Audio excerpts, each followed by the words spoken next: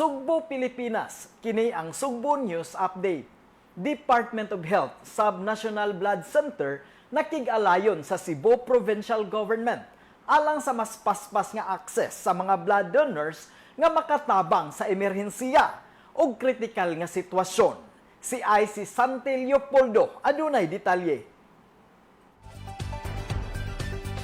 Sa buhatan ni Governor Pam Baricuatro, nakigtikom ang mga representante sa Department of Health Sub-National Blood Center nga ma-access ang mga private hospitals o government hospitals.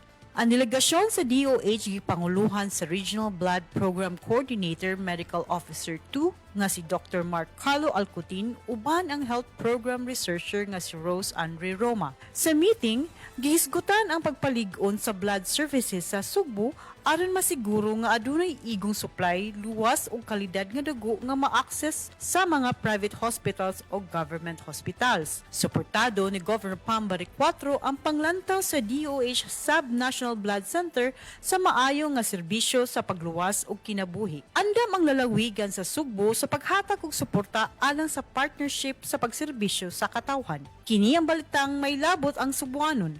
Ako si IC Santi Leopoldo, Sugbo News. Daghang salamat ay si Santi Leopoldo.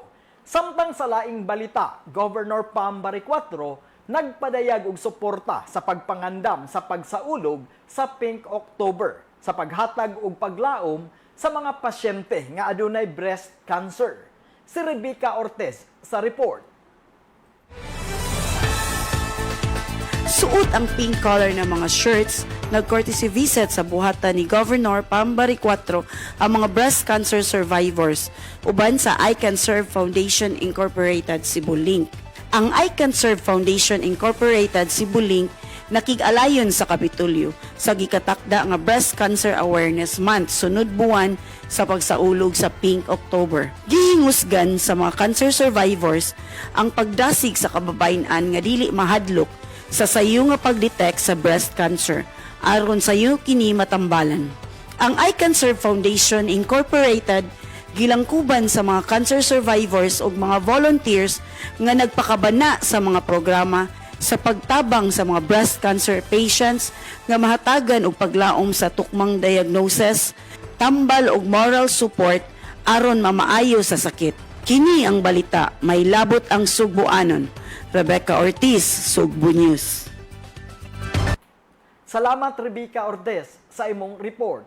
Sugboanon manginlabot kita, magpakabana tungod kay ato ang Sugbo. At nangi ang mga balita nga may labot ang Sugboanon, dinhi lang sa Sugbo News. Ako si Monching Auxdero. Maayong gabi.